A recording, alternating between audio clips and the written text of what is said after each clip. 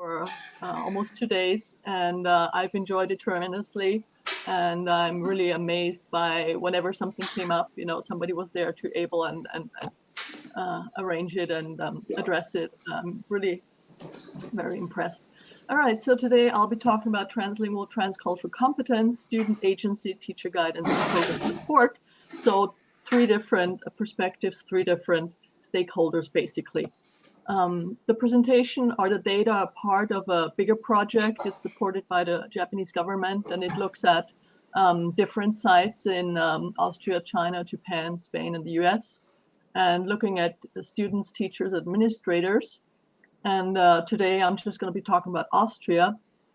And the idea, finally, in the end of the project, is to identify best practices for translingual, transcultural competence.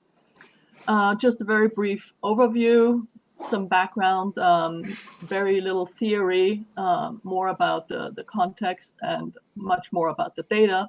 I think that's the most interesting part of the presentation. And if you have more detailed questions, I'll be very happy to answer them in the Q&A, or you can also send me an email, of course.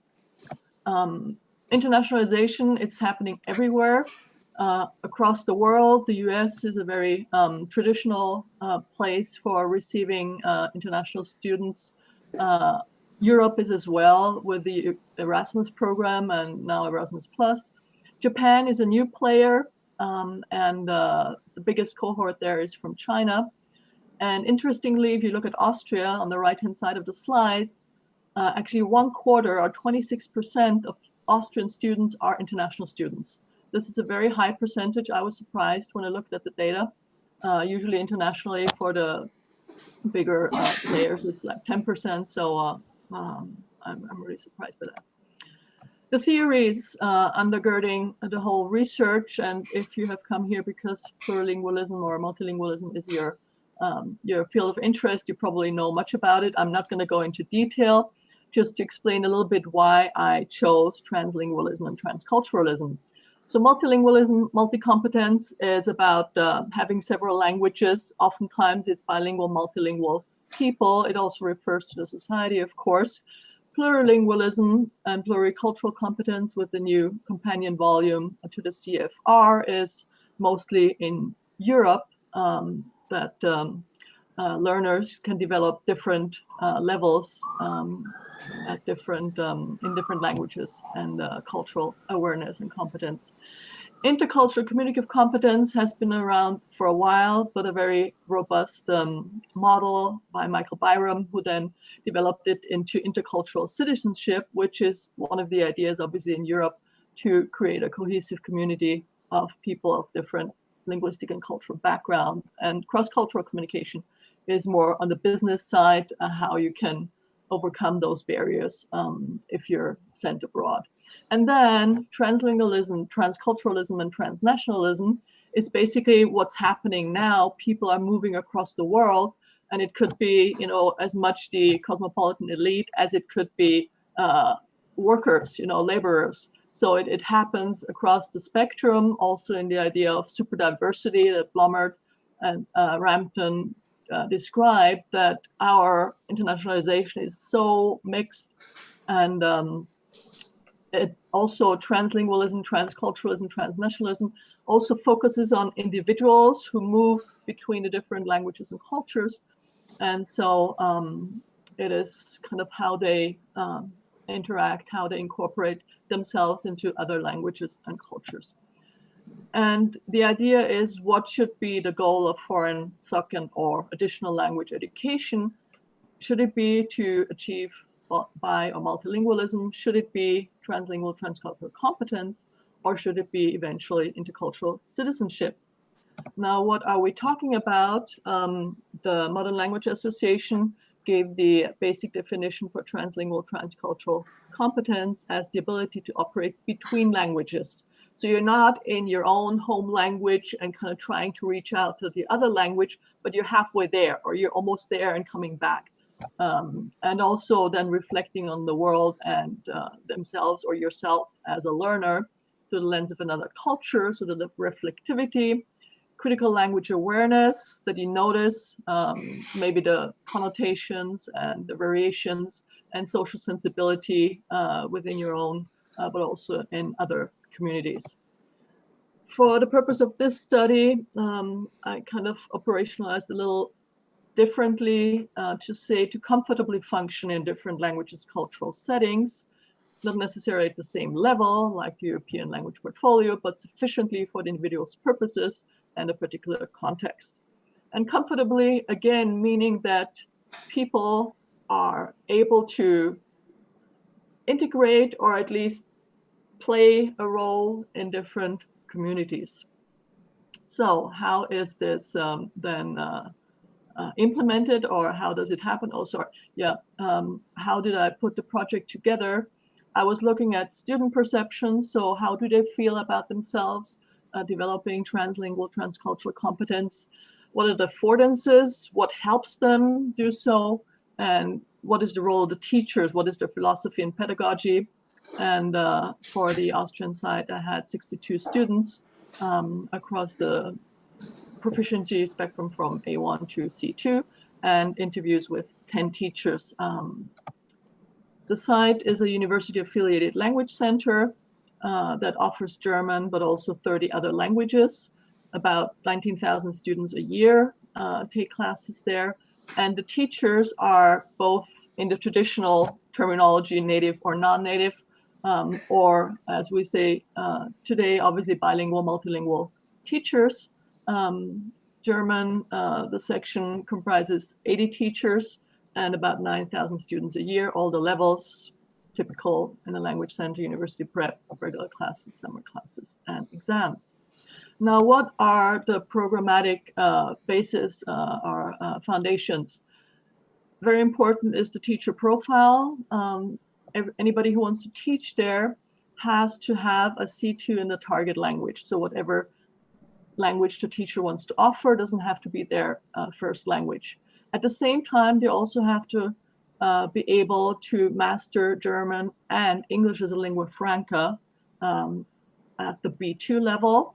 So it's a plurilingual approach, even though it's mostly German in the classroom or mostly whatever language is being taught, but at the same time, supporting languages to help students to make it more accessible, German and English lingua franca, the means of communication among people who don't have English as their first language.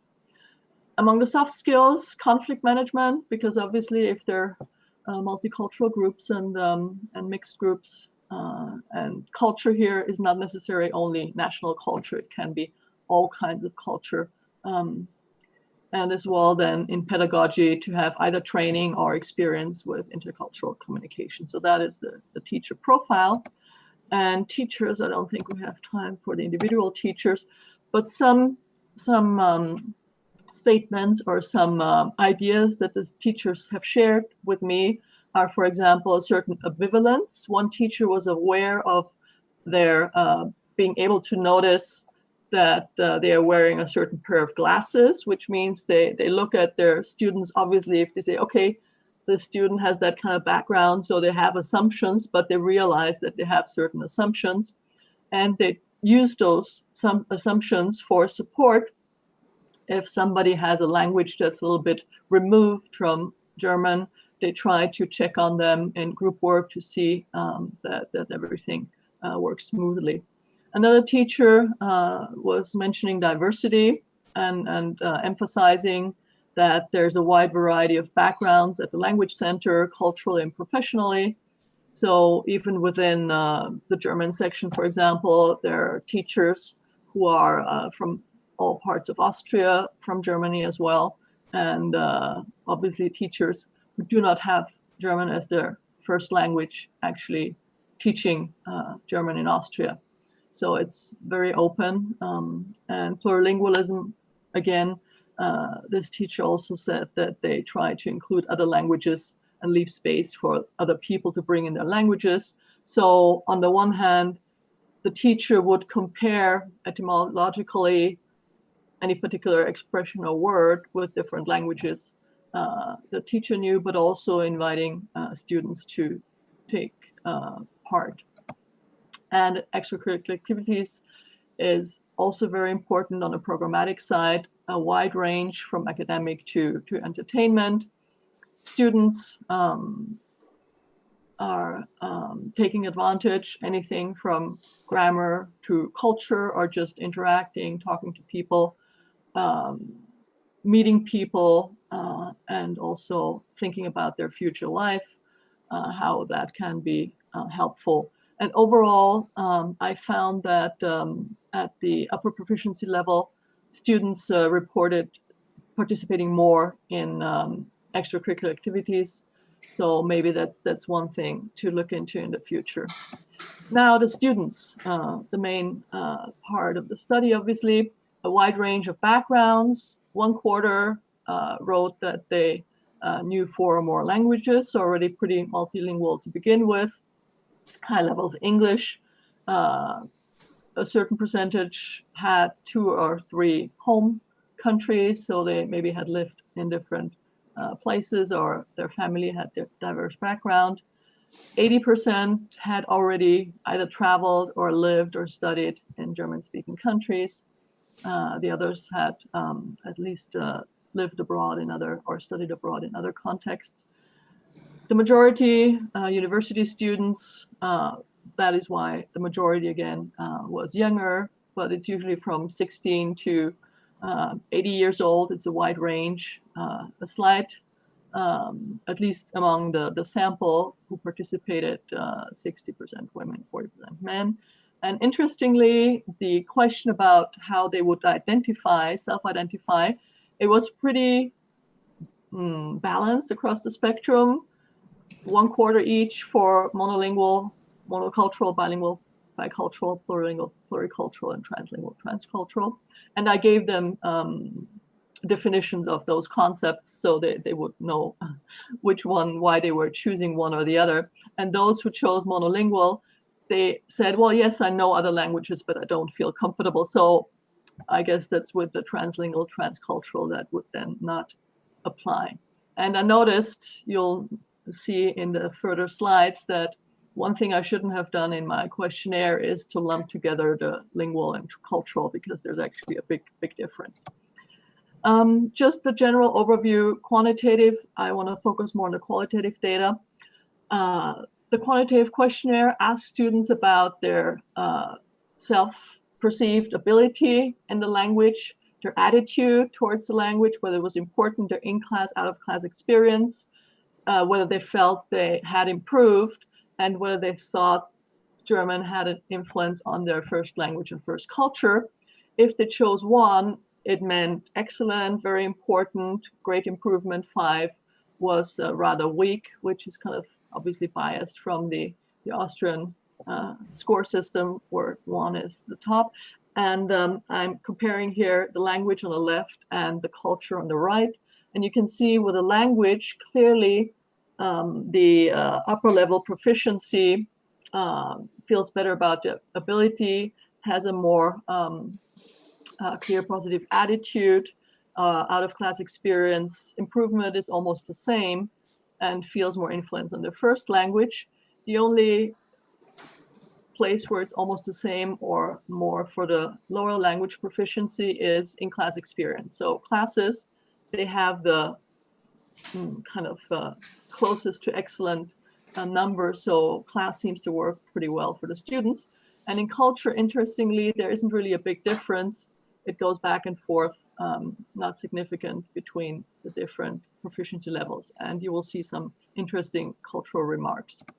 So as far as identity, it's been influenced by a variety of factors, from being an immigrant, their education, personality, religion, friends. So it really, everything. But interestingly, they said, for example, that some said, I know 2 languages, but not the cultures. So they cannot identify so much with a second culture. Others were very closely wedded to their own culture. Southern America were very culturally specific. Others were removed and said they didn't consider themselves typically Irish culturally. They didn't have an accent. So language and culture is not a one-to-one relationship.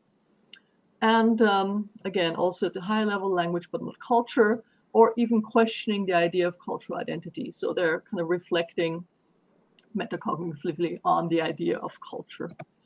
As far as their multi-competence, being comfortable in using the languages they have in different social academic purposes.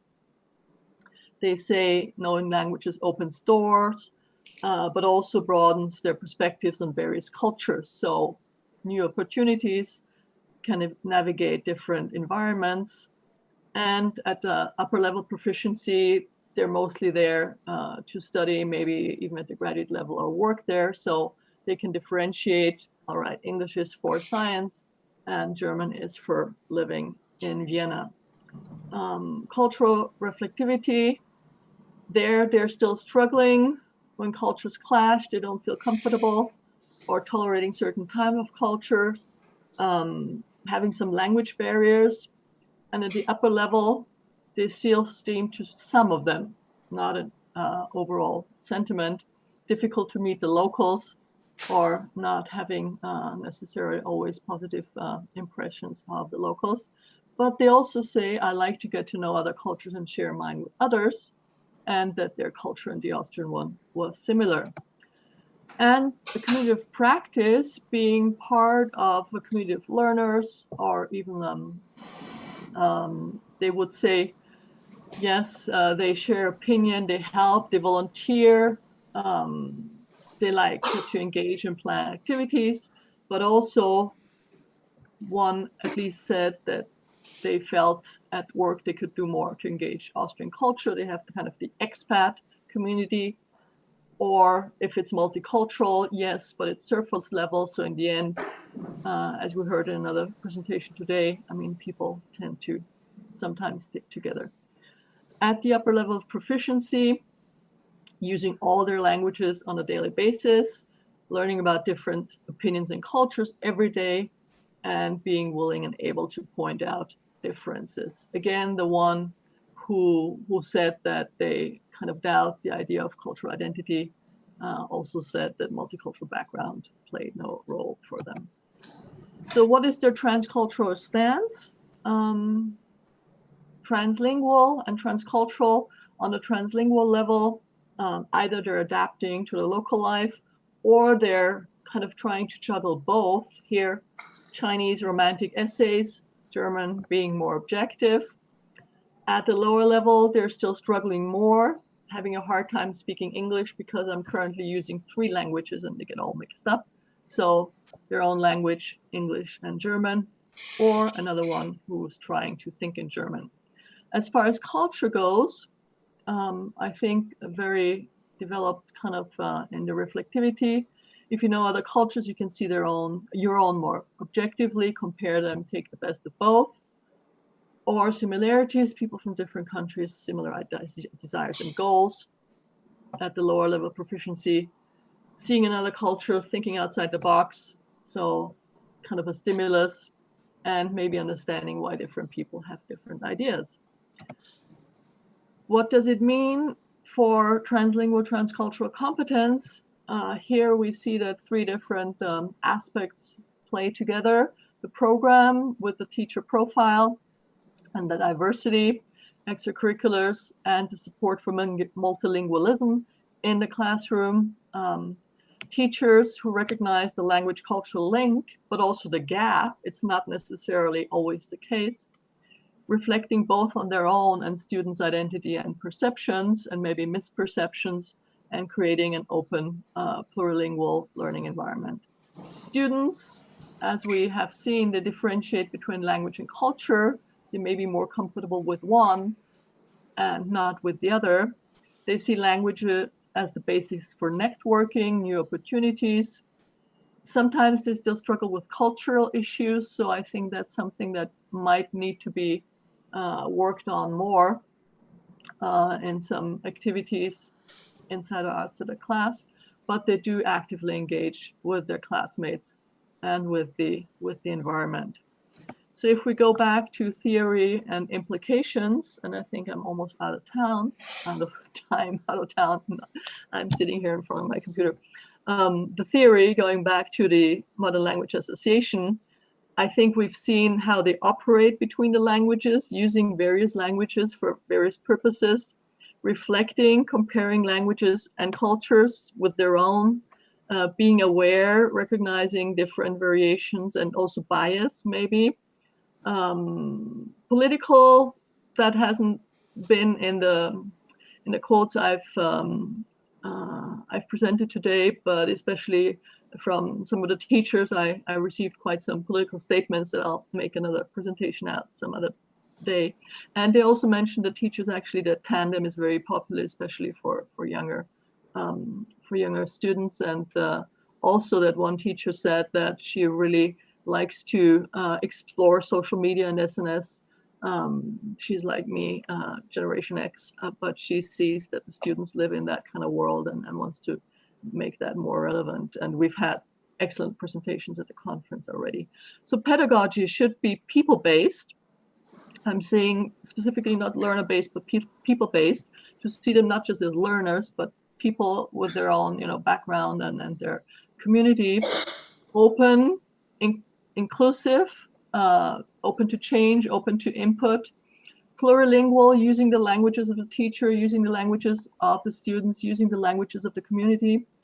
Relevant for students' interests and future needs, and community-oriented, creating a community of practice among the learners, and also for the community that surrounds the language center.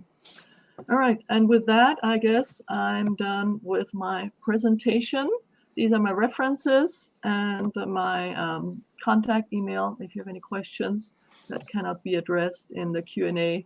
I would be very happy to engage in more question and answer over email. Thank you very much for coming to this presentation and listening to the presentation, and I look forward to hearing any questions you might have. Thank you.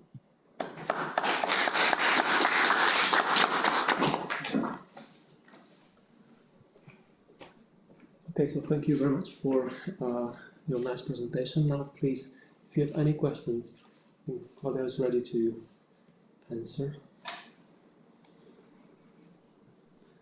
Maybe if there are no questions, maybe I will ask one rather maybe a stupid question, but Claudia, please, can you clarify or specify the difference between plurilingualism and translingualism? I'm not sure I get the difference. Does the one entail the other, or? There are two differences. On the one hand, plurilingual, pluricultural is more the European terminology that's based in the Sefer and the new companion volume, and the European Language Policy Mother Tongue +2. So you want to develop a repertoire.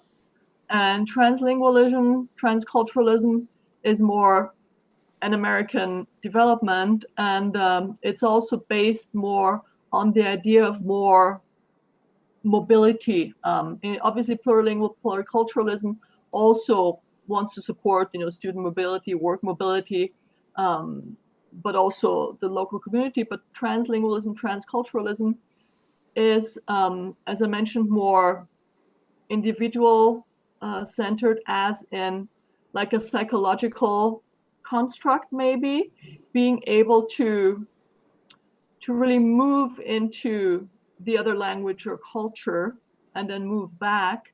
So it's more a back and forward, also linked with transnationalism. For example, if you have people who are originally from a different country, now they live in Austria and in the Czech Republic, and so they have communities back home, they have new communities, and they're constantly moving back and forward. So it's kind of transcending individual languages and making it more of maybe a process of constant reflection, reinvention, engagement. I guess that's the way I see it. Okay, thank you very much. Okay, maybe I might ask a question, but I'm not sure it might be a stupid one as well. But do you think that the current situation, the lockdown situation, and how people have to, let's say, reduce their travels and mobility, do you think this might have an impact on the field that you're exploring? Well, it certainly has an impact, obviously, even though, as I mentioned, the younger generation, they're so much, not all of them, but a big percentage of them feels very comfortable in social media and social networks. They have a lot of online communities, and in those online communities, also they mix languages, they mix cultures. So there's that possibility. But obviously not having the real life experience so much is a disadvantage. That's very clear. But I think as teachers, as we also heard in the plenary today, we just have to kind of go with the flow and see how we can create that experience, that community, and that opportunity for students to develop translingual and transcultural competence, maybe by giving them some ethnographic work to do in their own community back home that may be quite diverse, or putting them together in some collaboration. So there's just a different way. And in some ways also, because online communication is in some ways has more options, but also is more limited in a way. So I think it's even more important to develop those translingual, transcultural competences. So I think there's the question again also is not just to have them do it, but give them a specific purpose for doing it and resources, and then also encourage them to contribute their own, again, resources and other aspects. Thank you. Thank you. Claudia, you've partly answered my question. I wanted to ask, what would you say to students who may refuse, to learn any other language rather than English? Because we've got some students at our Faculty of Economics who, see English, perfect English as their priority, but they are rather reluctant when it comes to, learning German or Spanish. Well, I guess I could expose them to some multilingual videos, for example, where there's just a little bit of sound bites, so they might be interested. But then I think it's also by considering themselves in engaging with the community, how they perceive people who talk to them in English and how they perceive people who talk to them with just some very basic knowledge of their own first language, and to show them some statements like the one of my students gave. English is for science, but German is for living. So you want to have different languages for different areas, even music or movies, or just to spark that interest in different languages and different cultures. Okay, thank you very much. I think that's it. So thank you once again, Claudia, for your presentation. Very inspirational. Thanks a lot. Thank you for your questions. And again, I'm just amazed at how you put everything together. Thank you. Big clap for the organizers. Thanks. Now, if you want, you can of course leave the Zoom session. And Yeah, I will. Thank you. Bye-bye. Thank you.